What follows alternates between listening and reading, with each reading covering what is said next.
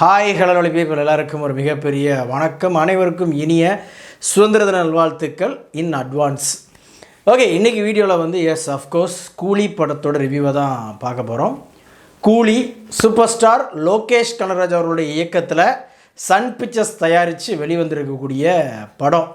இந்த படத்துக்கு ஹைப் அப்படின்றது வந்து எப்போ அதை அனௌன்ஸ் பண்ணாங்களோ அப்போவே வந்து கிரியேட் ஆகிடுச்சு. ஏன்னா சூப்பர் ஸ்டார் ஒரு பக்கம், இன்னொரு பக்கம் வந்து லோகேஷ் கனகராஜ் இயக்கம் அப்படின்னோடனே ஆட்டோமேட்டிக்காக அந்த ஹைப் வந்து அப்படியே ஜகன்னு ஏரிய ஆரம்பிச்சிருச்சு. அதுக்கு ஏற்ற மாதிரி படத்துடைய பாடல்கள் ஒவ்வொன்றும் ரிலீஸ் ஆகிறப்பையும் சரி, டீசர் ரிலீஸ் ஆகிறப்பையும் சரி, எல்லாமே வந்து அந்த ஹைப் வந்து அப்படியே ப்ராப்பராக ஆர்கானிக்காக பில்டப் ஆகிட்டே இருந்துச்சு. ஸோ அந்த பில்டப்புக்கு ஏற்ற ஒர்த்து படத்தில் இருக்குதா அப்படின்றது தான் நம்ம பார்த்தாகணும். ஆக்சுவலாக இந்த கான்செப்ட், அந்த கதை அப்படின்றத பொறுத்த வரைக்கும் ரொம்ப சிம்பிளான ஒரு கதை.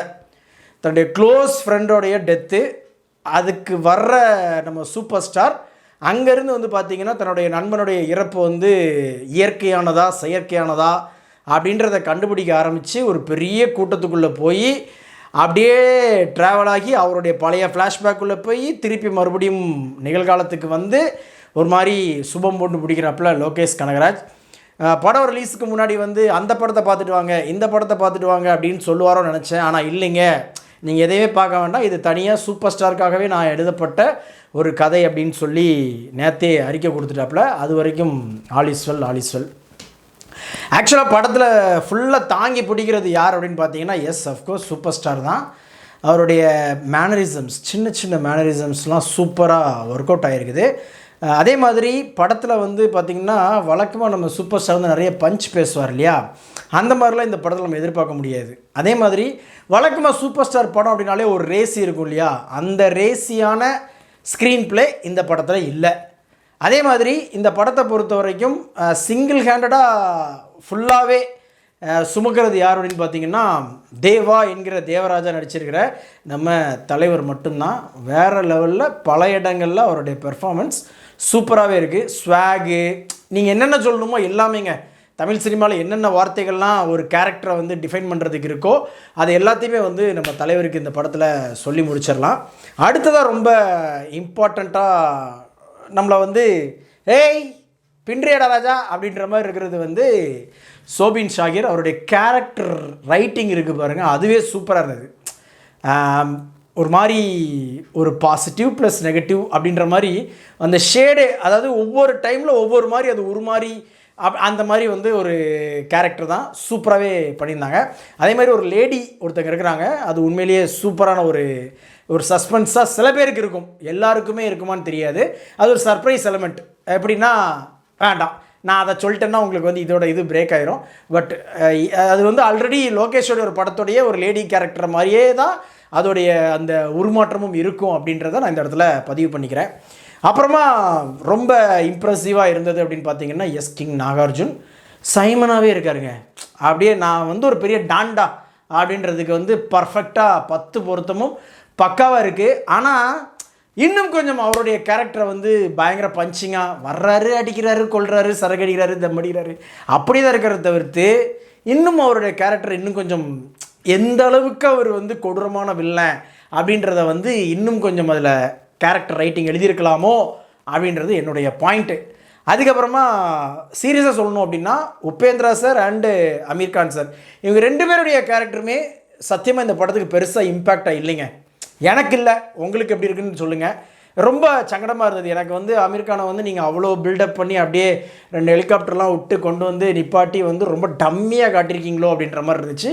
வெறும் உபேந்திரா சாரையும் ஃபஸ்ட்டு படம் ஸ்டார்டிங்கில் ஒரு 2 ஃப்ரேமில் அவருடைய அந்த பேக் போஸை மட்டும் காட்டுறாங்க. அதுக்கப்புறமா பார்த்தீங்க அப்படின்னா ரஜினி சாருக்கு பாடி கார்ட் பண்ணுறாரு. அதை தாண்டி அவருக்கு வேறு என்ன இருக்குது அப்படின்றது எனக்கு தெரியல. ரொம்ப சங்கடமாக இருந்தது அந்த ஒரு பாயிண்ட்டும். இதில் வந்து ஸ்ருதிஹாசன் உண்மையிலேயே ரொம்ப நாளைக்கு அப்புறமா அவங்களுடைய பெர்ஃபார்மன்ஸ், இதுக்கு முன்னாடி தமிழ் சினிமாவில் எந்த படத்தோட அவங்க பயங்கரமாக பெர்ஃபார்ம் பண்ணாங்க அப்படின்னு நீங்கள் கேட்கலாம். பட் எனக்கு இந்த படத்தில் அவங்களுடைய பெர்ஃபார்மன்ஸ் வந்து நல்லா தான் இருந்தது. ரொம்ப கரெக்டாக அந்த மீட்டருக்குள்ளே இருந்த மாதிரி எனக்கு பர்சனலாக ஃபீல் ஆச்சு. பட் அந்த எமோஷன்ஸ் அதுதான் இங்கே பிரச்சனை. சத்யராஜ் சார் வந்து அவங்களுடைய அப்பா அப்படின்றப்ப அந்த ஒரு எமோஷன் அப்படின்றது வந்து கொஞ்சம் கம்மியாக இருந்த மாதிரியே எனக்கு பர்சனலாக ஃபீல் ஆச்சு. அதுமாதிரி சத்யராஜ் சார் அவருக்குமே ஒரு சூப்பரான கேரக்டர் தான். பட் இன்னும் கொஞ்சம் மனுஷனை உசுரோட விட்டுருக்கலாமோ அப்படின்ற மாதிரி இருந்தது. அதே மாதிரி வந்து அனிருத் அவருடைய பிஜிஎம் சீரியஸாக நிறைய இடத்துல எலிவேட் பண்ணுது. நிறைய இடத்துல வந்து இந்த இடத்த எலிவேட் பண்ணாமல் விட்டாங்க அப்படின்ற மாதிரி எனக்கு பர்சனலாக ஃபீல் ஆச்சு.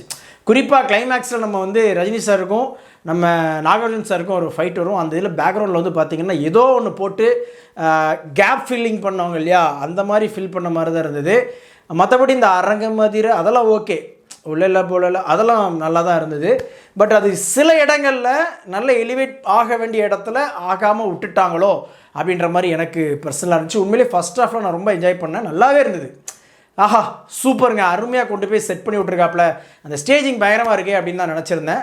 செகண்ட் ஹாஃப் எந்த மாதிரி கொடுக்க போகிறாப்புல அப்படின்ற மாதிரி ஒரு பயங்கரமாக எதிர்பார்ப்போடு இருந்தேன். அந்த வகையில் செகண்ட் ஹாஃப் எனக்கு கொஞ்சம் ஏமாற்றம் தான். ஏன்னா நிறைய இடங்களில் லேகாக இருந்துச்சு, ஃப்ளாட்டாக இருந்தது. பல இடங்களில் வந்து இந்த சீன் எதுக்கு வச்சுருக்காங்க தேவையே இல்லாமல் அப்படின்ற மாதிரி நமக்கு வந்து கொஞ்சம் ஒரு எப்படி சொல்கிறது, ரைட்டிங்கில் வந்து கொஞ்சம் வீக்காக இருந்த மாதிரியே எனக்கு பர்சனலாக ஃபீல் ஆச்சு. கேமரா ஒர்க் நல்லா தான் இருந்தது. அதே மாதிரி ஆக்ஷன் சீக்வன்ஸ் அதையும் நம்ம சொல்லணும், உண்மையிலேயே சூப்பராக பண்ணியிருந்தாங்க. ஆனால் இன்னும் பண்ணியிருக்கலாம் அப்படின்றத என்னுடைய பாயிண்ட் ஆஃப் வியூ. இப்போ விக்ரம்லாம் வந்து பார்த்தீங்கன்னா என்னடா உடனே நாங்கள் கம்பேரிசன் போகிறேன் அப்படின்னு நீங்கள் கேட்கலாம். பட் நம்மளுக்கு அந்த கண்டெய்னருக்குள்ளேருந்து நம்ம கமல் சார் வந்து அந்த இதை தூக்கிட்டு வர்றப்போ வந்து அப்படியே நமக்குள்ளே வந்து அப்படின்ற ஏறும். இங்கே அந்த மாதிரியான ஒரு சீக்வன்ஸை மிஸ் பண்ணிட்டாரோ லோகேஷ் அப்படின்றது என்னுடைய பாயிண்ட்டு. எனக்கு மைண்டில் என்ன தோணிகிட்டே இருந்துச்சு அப்படின்னா, சும்மா ஸ்டார் காஸ்டிங் சின்ன சின்ன கேரக்டர்ஸ் கூட பெரிய பெரிய நட்சத்திர ஜாமான்கள்லாம் கூட்டிகிட்டு வராமல் ஒழுங்காக அந்த வழக்கமாக உங்களுடைய ஸ்க்ரீன் பிளேயில் ஒரு பிரில்லியன்ஸ் இருக்கும் பாருங்கள். இப்போ நீங்கள் மாநகரம் எடுத்துக்கிட்டீங்க அல்லது கைதி எடுத்துட்டீங்க அப்படின்னா ஒரு பிரில்லியன்ஸ் இருக்கும். அந்த பிரில்லியன்ஸை மறுபடியும் ரீகால் பண்ணி கொண்டு வாங்க அப்படின்றதான் என்னுடைய பாயிண்ட்டு. அந்த இடத்துல லோகேஷை வந்து நாங்கள் மிஸ் பண்ணுறோம் ரொம்ப அப்படின்றது வந்து அப்பட்டமாக ரொம்ப அம்மனமாக தெரிஞ்சுது அப்படின்றது என்னுடைய பாயிண்ட் ஆஃப் வியூ. ரொம்ப ஃப்ளாட்டாக இருந்துச்சு செகண்ட் ஆஃப். இன்னும் கொஞ்சம் அதில் ஒரு பம்ப், ஒரு அட்ரலின் ரஷ் இருந்துச்சு அப்படின்னு சொன்னால் வேறு மாதிரி இருந்திருக்கும். இது இப்படி தான் இந்த கதை முடியும் அப்படின்றது நமக்கு ஆல்ரெடி தெரியும். பட் இருந்தாலும் அதை கூட கொஞ்சம் ஸ்க்ரீன் பிளேயில் இன்னும் கொஞ்சம் பிரில்லியன்சி அப்படின்ற ஒரு விஷயத்தை எங்கே மொத்தமாக கோட்டை விட்டார் லோகேஷ் அப்படின்றது தான் ரொம்ப வருத்தமான விஷயமா இருந்தது. அதேமாதிரி அஜித் சாருடைய டிஏஜிங் சூப்பராக இருந்துச்சு. அப்படியே தீ படத்தில் அவரை பார்த்த அந்த ஒரு இது இருந்தது. அதே மாதிரி சத்யராஜ் சார் அண்டு ரஜினி சாருடைய அந்த டைமில் உள்ள வாய்ஸ், ஒரு 30 வருஷத்துக்கு முன்னாடி அவங்களுடைய வாய்ஸ் எந்த மாதிரி இருந்திருக்குமோ அந்த மாடுலேஷனை பிடிச்சி கொண்டு வந்ததெல்லாம் பாராட்டத்தக்கது தான். ஆனால் அந்த சீன்ஸ் எல்லாம் நம்மளுக்கு வர்றப்ப அப்படி ஒரு இம்பேக்ட் இருக்கணும். அந்த இம்பேக்ட் இங்கே மிஸ் ஆகுது அப்படின்றது தான் நம்மளுக்கு வந்து ரொம்ப சங்கடமாக இருந்தது. என்னடா லோகேஷா அப்படின்ற மாதிரி நமக்கு வந்து மைண்டுக்குள்ளே ஒரு பட்டாம்பூச்சி பறக்கத்தான் செஞ்சுது. பட் ஓவராலாக ஒரு ஃபுல் ஃப்ளெஜ் படமாக பார்க்குறப்ப இந்த கதை இப்படி தான் முடியும் அப்படின்ற அந்த ஒரு தொனியில் நம்ம பார்த்தோம் அப்படின்னு சொன்னால் ஓகே, இது வந்து ஃபைன் அண்ட் ஆஃப். ஆனால் லோகேஷ் கனகராஜ் அப்படின்ற அந்த பிரில்லியண்ட்டான ஒரு டைரக்டர் ஒருத்தர் இருக்காரே, அந்த ஒரு ரைட்டர் இருக்காரே, அவர்கிட்ட இருந்து இப்படி ஒரு ஃப்ளாட்டான ஒரு படமா அப்படின்னு நம்ம எதிர்பார்த்தோம் அப்படின்னு நம்ம பார்த்தோம் அப்படின்னு சொன்னால் நமக்கு வந்து ஒரு எப்படி சொல்கிறது, ஒரு கோபம் நம்மளை அறியாமல் வரத்தான் செய்யுது. இத்தனை கோடி ரூபா போட்டு நீங்கள் அதை வந்து கொஞ்சம் சப்பக்கட்டு கட்டியிருக்கீங்க அப்படின்ற மாதிரி மைண்டில் தோணுது மக்களே. ஓவராலாக கூலி உண்மையிலேயே பெருசாக வந்திருக்க வேண்டிய ஒரு சூப்பரான ஒரு படம் தான். பட் லத்தார்ஜிக்கான ரைட்டிங், ரொம்ப வீக்கான ஸ்க்ரீன் பிளேனால் இந்த படம் வந்து ஒரு சுமாரான படமாக மாறி இருக்குது அப்படின்றது தான் நிதர்சனமான உண்மை. ஆனால் எப்படி இருந்தாலும் பாக்ஸ் ஆஃபீஸ் அப்படின்றதுல பயங்கரமாக கல்ல கட்டிடும், அதில் எந்த வித டவுட்டுமே கிடையாது. ஏன்னா கூட வந்த படமும் ஆக கலிசரியாக இருக்குது அப்படின்னு நம்ம கேள்விப்பட்டோம். ஸோ அந்த வகையில் இது வந்து தப்பிச்சிரும் அப்படின்ற மாதிரி தான் எனக்கு பர்சனலாக தோணுது. ஆனால் எனக்கு இன்னொரு சந்தேகம், இதில் வாங்குகிற அளவுக்கு, ஏன்னா விக்ரமில் வந்து பார்த்திங்கன்னா டோட்டலாக தலையே இருக்காது, அப்படி ஒரு பாடியை காமிப்பீங்க. அந்த படத்துக்கு யூஏ வாங்கிட்டு இந்த படத்தில் அப்படி என்ன வல்காரிட்டியை பார்த்தோம் அப்படின்றது எனக்கு தெரியல. ஏன்னா யூஏயே அழகாக வாங்கியிருக்கலாம். பிள்ளைங்களும் வந்து பார்த்தீங்கன்னா அட்லீஸ்ட் இந்த மோனிகா பாட்டை பார்க்குறதுக்காக வேண்டிய தேட்டருக்குள்ளே வந்து சாரசாரையாக குழந்தைங்க வந்து பெற்றவங்களை கூப்பிட்டு உள்ளே வந்திருப்பாங்க அப்படின்றது என்னுடைய பாயிண்ட் ஆஃப் வியூ. அந்த இடத்துல கொஞ்சம் லைட்டாக ஸ்லிப் ஆகிட்டாங்களோ அப்படின்ற மாதிரி எனக்கு பர்சனலாக இருந்தது. லோக்கியை பொறுத்த வரைக்கும் ஒரே ஒரு விஷயந்தான், வாங்க பழைய பன்னீர்செல்வமாக வாங்க, அதுவும் மாநகரம் கைதி அந்த மாதிரியான லோக்கியாக வாங்க அப்படின்றது என்னுடைய பாயிண்ட்டு. நான் விக்ரம் கூட வேண்டாம் தான் சொல்லுவேன். வேண்டாம், அந்த லாங்குவேஜில் இந்த ஸ்டாரை தூக்கிட்டு வர இந்த தேவையே கிடையாது. உங்களுக்கு பலம் என்ன, உங்களுடைய ஸ்க்ரீன் பிளே தான். சிம்பிளான ஒரு நாட் எடுப்பீங்க, அதில் சூப்பராக ஒரு ஸ்க்ரீன் ப்ளே, அதில் ஏகப்பட்ட ட்விஸ்ட்டு அப்படின்னு சொல்லிட்டு ஒரு சர்ப்ரைஸ்லாம் கொடுப்பீங்க. அதை நாங்கள் மிஸ் பண்ணுறோம். இந்த படத்துக்கு நம்ம ரேட்டிங் பார்த்தீங்கன்னா கண்டிப்பாக 5க்கு 3.25 கொடுப்பேன். வீடியோ பிடிச்சிருந்துச்சுன்னா லைக் பண்ணுங்கள், ஷேர் பண்ணுங்கள். சேனல்ஸோட வீடியோஸை ஒன்று பார்க்கணும் அப்படின்னா உடனே நம்ம சேனலை சப்ஸ்கிரைப் பண்ணுங்கள். அப்புறம் இங்கே வேறு சில பேர் வந்து இன்னும் கொஞ்சம் ரொம்ப மகா மட்டமாக இதில் ஒன்றுமே இல்லைப்பா அப்படின்ற மாதிரிலாம் பேசுவாங்க. அதெல்லாம் நம்பாதீங்க. நீங்கள் கண்டிப்பாக ஒன் டைம் வாட்சபிள். நீங்கள் தேட்டரில் போய் பார்க்கலாம். தேட்ரிக்கல் மூமெண்ட் இருக்குது. ஆர்கானிக்காக அப்படியே வந்து பில்டப்பு அப்படி மாசினா மாறுற அந்த மேஜிக்லாம் இருக்குது. ஆனால் ரஜினி சார் படத்துக்கு உண்டான அந்த ஒரு பேஸ் இருக்குது பாருங்கள், அதில் தான் ஆமாம் சொல்லித்தான் ஆகணும்.